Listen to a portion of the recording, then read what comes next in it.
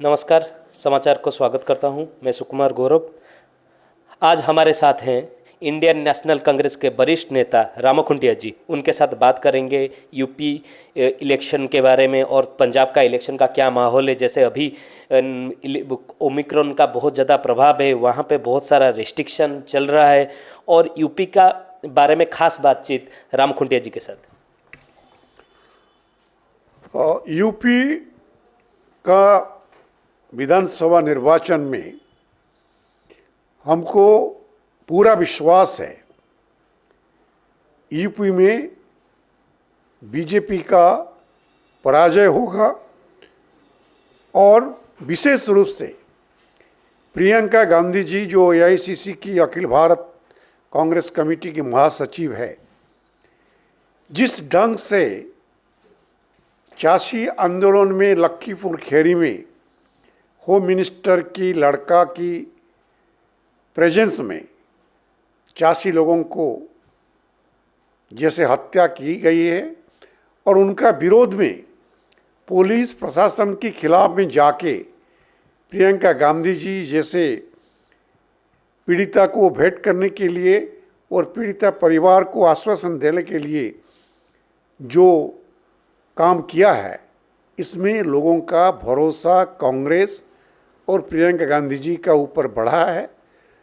और इलेक्शन में जो प्रियंका गांधी अनाउंस भी की थी 40% महिला कैंडिडेट को टिकट देना और आशा आंगनबाड़ी कर्मचारी और पीड़िता का परिवार का लोगों को और जो राज्य में जो गरीब है और जो ओबीसी है, बीसी है, गरीब है और दलित है, वो लोगों को टिकट देने में अग्राधिकार देने के लिए जो फैसला किया है, हमारा ख्याल में बहुत दिन से कांग्रेस का जो वोट प्रतिशत बहुत कम हुआ था, विधानसभा निर्वाचन में कांग्रेस का वोट प्रतिशत बढ़ेगा और प्रियंका गांधी के नेतृत्व में कांग्रेस भी एक साइजेबल मेजॉरिटी में यूपी में निर्वाचन में जीतने के लिए सक्षम होंगे। सर,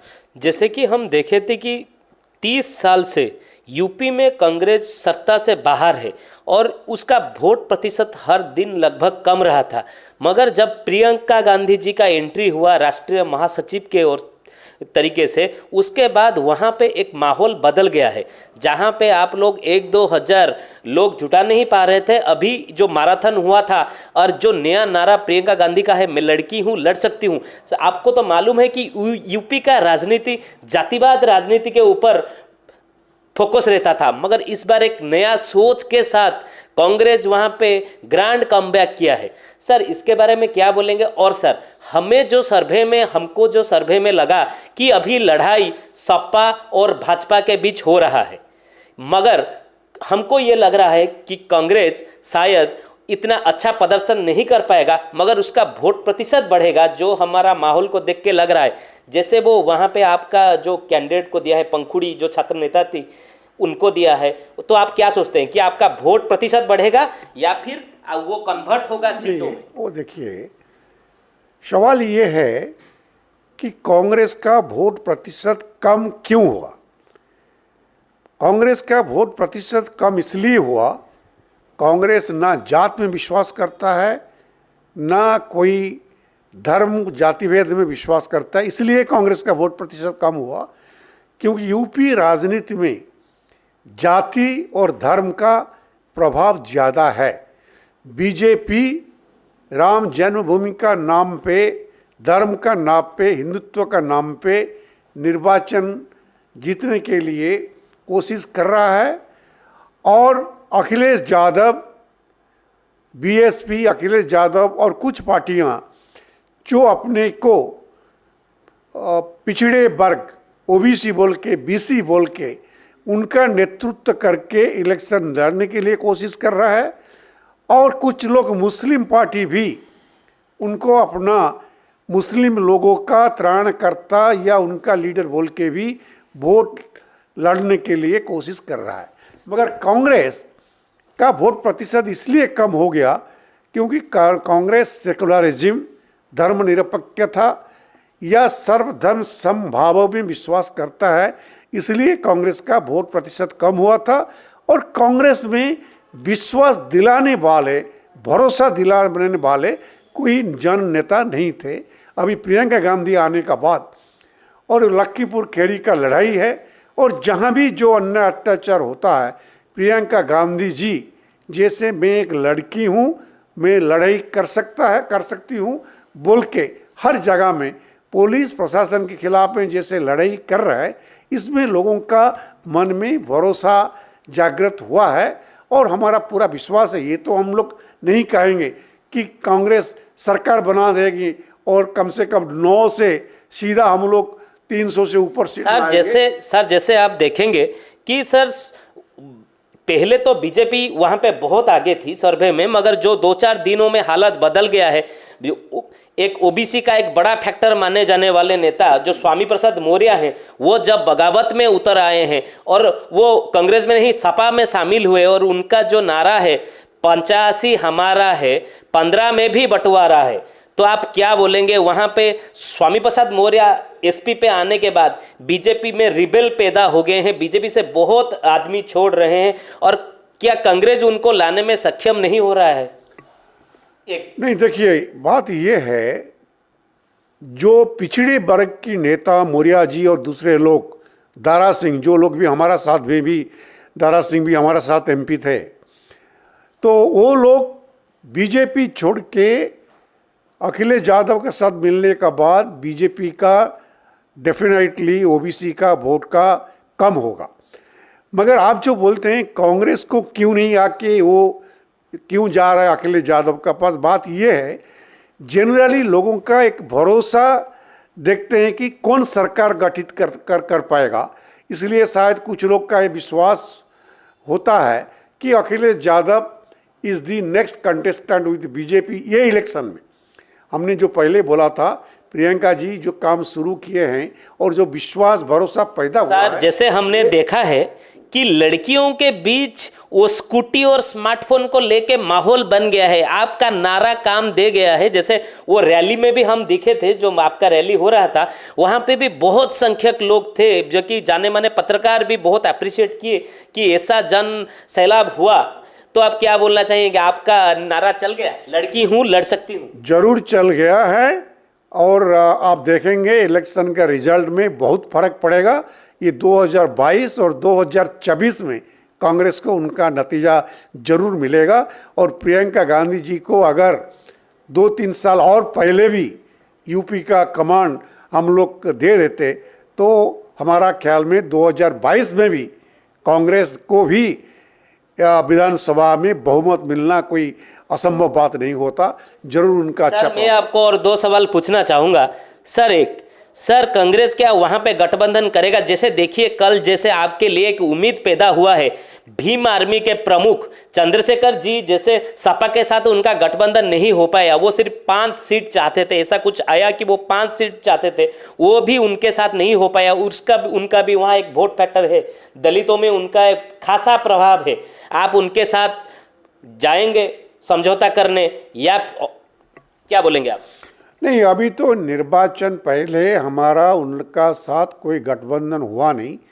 गठबंधन होगा या नहीं होगा, प्रियंका जी हमारा जनरल सेक्रेटरी महासचिव है कांग्रेस का, उनका ऊपर। सर कांग्रेस को कोशिश करना चाहिए या नहीं कोशिश करना चाहिए, क्योंकि बहुत कम दिन इलेक्शन में बचे हुए हैं? नहीं, वो ठीक है, मगर वो जो फैसला होगा प्रियंका गांधी जी की रिकमेंडेशन के ऊपर कांग्रेस पार्टी जो फैसला करेगी, जो होगा इलेक्शन। सर आप लोग बहुत सीनियर लीडर हैं, आप भी सुझाव दे सकते हैं। नहीं, सुझाव का बात ये नहीं, because you people are watching, you are a national leader sir, you are a national leader and you are closely watching. Election is a strategy, तो इलेक्शन स्ट्रैटेजी के हिसाब से कांग्रेस लड़ रहा है। तो निर्वाचन परिणाम आने से पहले कोई ये कहना गलत होगा किसका साथ जाएंगे किसका साथ नहीं जाएंगे। वो परिणाम आने का बाद प्रियंका गांधी जी के रिकमेंडेशन के मुताबिक कांग्रेस अध्यक्ष जी जो फैसला करेंगे वही सबका मान्यता होगा। और सर मेरा लास्ट सवाल है सर उम्मीद है कि आप जवाब देंगे सर।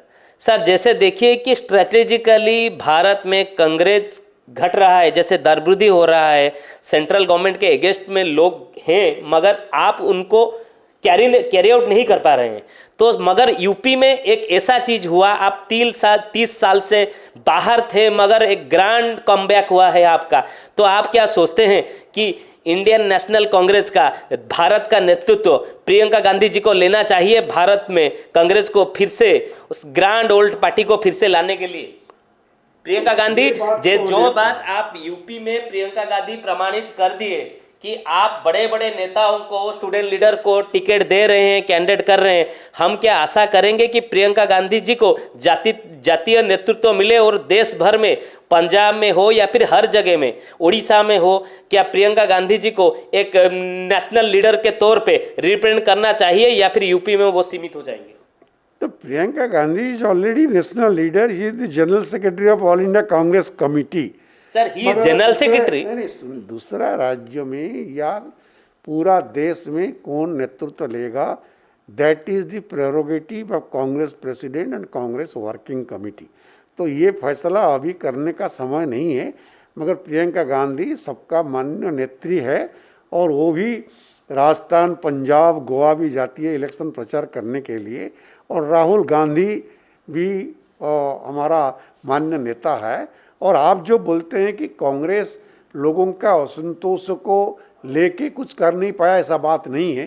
प्रियंका जी यूपी में कर रहे हैं और सारा देश में अगर मोदी के खिलाफ में, बीजेपी का खिलाफ में किसी का हिम्मत है बोलने के लिए, वो कांग्रेस पार्टी का है, राहुल गांधी जी के है और प्रियंका गांधी जी के है, वो करते हैं। मगर वो निर्वाचन की बाद में, परिणाम का बाद में क्या होगा देश में। सर प्रियंका गांधी जी को नेशनल प्रेसिडेंट बना सकते हैं?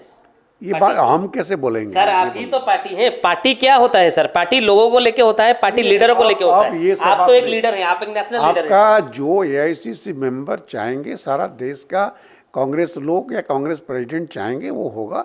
अभी ये बात कह रहे हैं, अभी सवाल है यूपी निर्वाचन में कौन जीतेगा। और हमारा विश्वास है प्रियंका गांधी जी के नेतृत्व में यूपी एक जो अच्छा परिणाम लाने के लिए सक्षम होंगे।